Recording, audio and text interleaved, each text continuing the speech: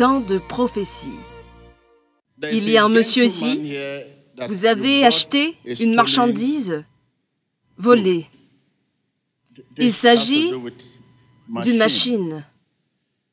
Vous avez récemment découvert que c'était un article volé, mais vous avez peur de le retourner et vous ne savez pas quoi faire avec, car ils vont le retrouver et vous arrêter. Et pour vous en sortir, vous connaissez la loi en la matière. Vous ne serez pas considéré comme un innocent. C'est le bon moment maintenant. Vous devez juste l'amener au commissariat et vous expliquer que vous ne connaissez rien à ce sujet. Vous êtes innocent. Ce sera mieux. S'il vous plaît, sortez. Vous avez découvert que cette chose a été volée. Sortez. Ce n'est pas un problème. Le problème est que si vous quittez cette église aujourd'hui, vous risquez d'être arrêté mardi ou mercredi. Vous avez appris récemment qu'il s'agissait d'un objet volé, mais vous ne pouvez pas retrouver le coupable. Cela fait longtemps que vous ne le voyez plus. Alors, s'il vous plaît, sortez tout de suite. En sortant, vous serez libre. Après la prière, vous serez conseillé car vous étiez ignorant. Vous ne saviez pas que cet objet avait été volé. Le reçu a été préparé pour vous, tout vous a été donné. Il vous est impossible de le savoir, mais seul votre cœur peut vous le dire que c'est le cas. Donc, s'il vous plaît, sortez. Dieu vous aime.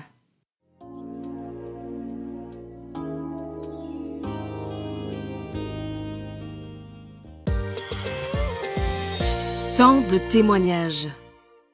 Je m'appelle Kenechukwu Charles. Je suis un Nigérien, j'habite à Owerri.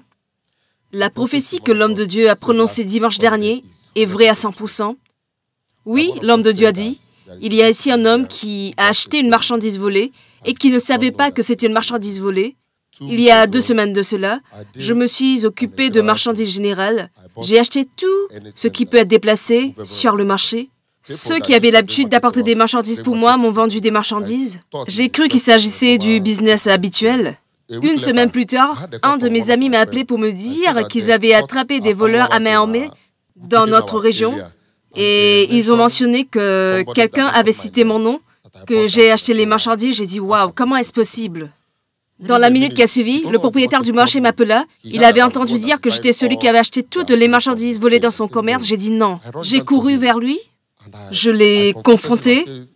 Je lui ai dit que je ne savais pas. Et il m'a répondu que l'affaire n'était plus entre ses mains et qu'il l'avait signalée à la police. J'ai eu peur. Je ne savais pas quoi faire. Je me demandais comment m'expliquer. Car je connais la loi de ce pays. Alors j'ai dit oui. J'ai un Dieu que je sers. Je regarde toujours Emmanuel TV. Je dors avec Emmanuel TV. Je me suis précipité ici. Dans ma pétition, j'ai écrit « Seigneur, s'il te plaît, délivre-moi des poursuites policières. » Lorsque l'homme de Dieu a fait la prière de masse, l'homme de Dieu a prophétisé à ce sujet, je n'y croyais pas.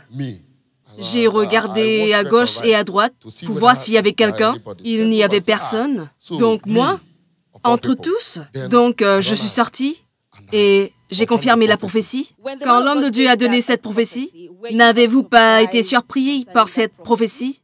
Surpris à 100%. Je n'avais jamais vécu cela. Vous savez que l'homme de Dieu, au cours de sa prophétie, a spécifiquement mentionné qu'il s'agissait de pièces d'une machine. Alors dites-nous exactement, quelles étaient les marchandises que vous avez achetées? Les marchandises étaient des batteries automobiles. Donc, pour confirmer la prophétie, j'étais stupéfait de voir que c'était vrai.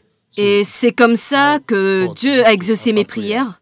Après la délivrance, l'homme de Dieu m'a regardé en disant que je rendrais témoignage. J'ai répondu que je le revendiquais au nom de Jésus, alors que j'étais toujours à Lagos. Spécifiquement, le mardi, vers 11h, j'ai reçu un appel de mon ami disant que la police me recherchait, qu'ils sont venus dans mon magasin et que j'étais absent. Donc j'étais surpris. Ce que l'homme de Dieu a dit était vrai à 100%, que je reviendrai pour mon témoignage. Ensuite, avec ce courage et cette assurance,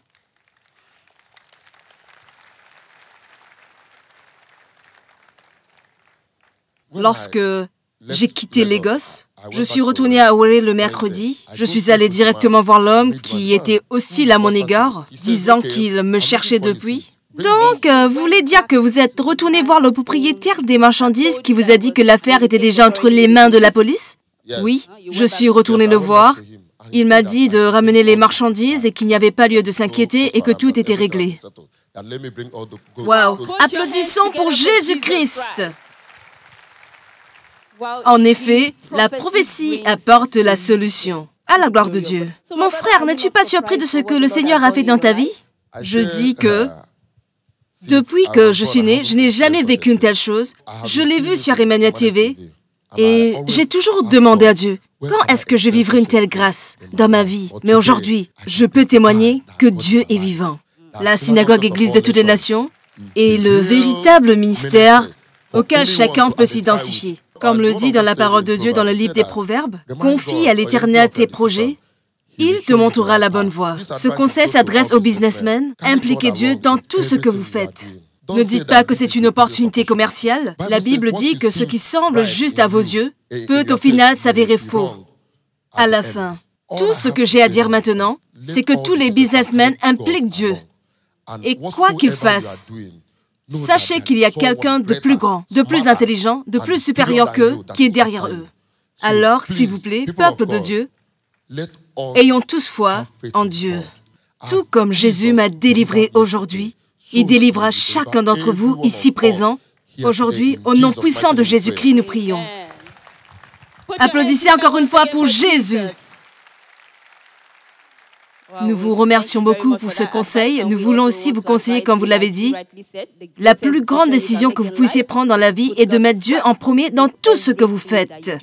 Assurez-vous de faire de la parole de Dieu la norme de votre vie et de porter Dieu dans tout ce que vous faites et tout ira bien pour vous au nom de Jésus.